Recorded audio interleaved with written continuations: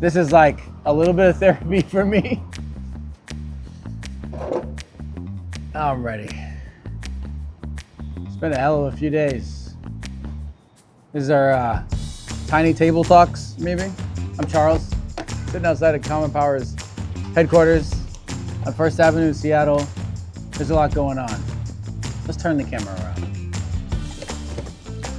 All right, this feels better. Here we go. There are too many people that are giving commentary about politics and elections. I don't give a shit about what analysts say. I don't care if you're a social media influencer.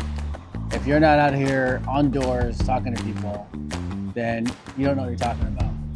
How's it going? Good, good, good. Sorry. No, you're good, you're good. At Common Power, we talk to people. Not just here on the streets in Seattle, but in battlegrounds all over the country. I've been to Maine. I've knocked on doors in Bangor, talked to people in Portland, Maine. And until you do that kind of work, I don't think you should speak on shit like you're an expert, like you knew anything about Graham Platner or the people of Maine. There are plenty of elected officials that have heinous backgrounds that make it through and get elected. And I'm not just talking about Donald Trump, but the ones you find out about way later. When you're looking at the national political landscape, it is much more difficult to tell which way is up. And it's really difficult to tell how voters are gonna be moving and deciding. And the people of Maine chose to get behind Graham Platner. They chose to knock doors for him, and they chose to vote for him. So much so that Janet Mills dropped out of the race before the primary.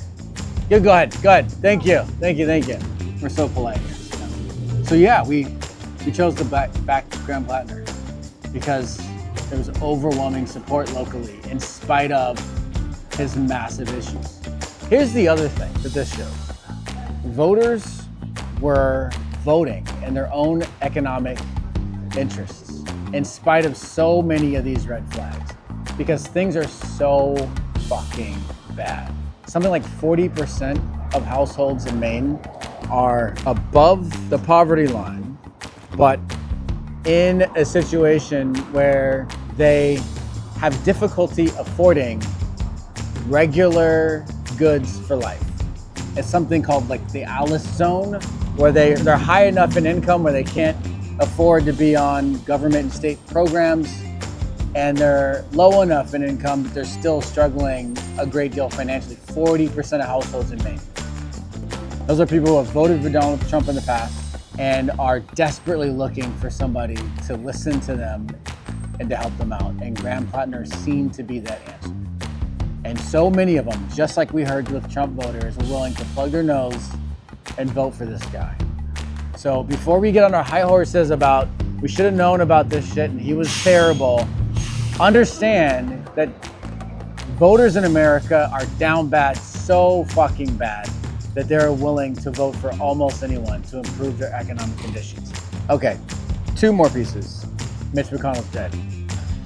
Okay, Mitch McConnell's dead, and it is ridiculous that they are pretending like he is still a viable senator. Reports everywhere saying he's been brain dead. There's a investigative journalist independently found out that this is true, and everyone on the Republican side is pretending like he's still alive because they can't be down a senator and they don't want to go through the process of replacing him.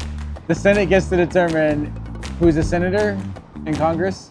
The Senate's controlled by Republicans. That's it. Andy Beshear, governor of Kentucky, wants to have a special election where hopefully a Democrat gets to get in that seat. But you can't appoint anybody because the state legislature voted to depower him in 2024. So Mitch McConnell, dead or alive, dead, most likely, doesn't matter.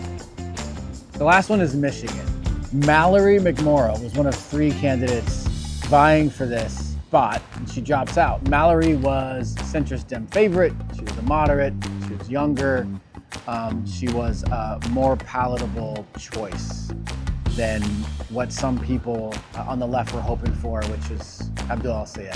The people in America are hopefully leading in the direction of Abdul El-Sayed. We think so. He's our favorite candidate. It's who I'm going to go knock on doors for here in a few hours. His priorities, working class people first, Medicare for all, et cetera, et cetera. Mallory McMorrow leaving the race removes this kind of Goldilocks middle, this kind of untrue middle of the left.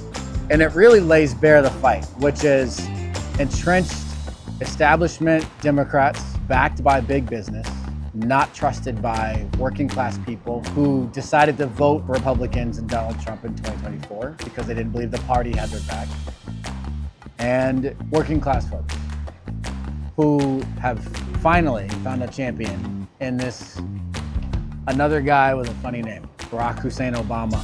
Those are the three big ones right now. So we're closing out the primary season for Common Power. We're gonna have a big event next week talking about all of our trips for the fall.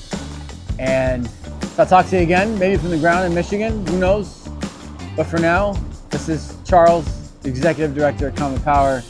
This is my tiny table in the big backdrop of America. See you next time. Thanks, y'all. Keep on.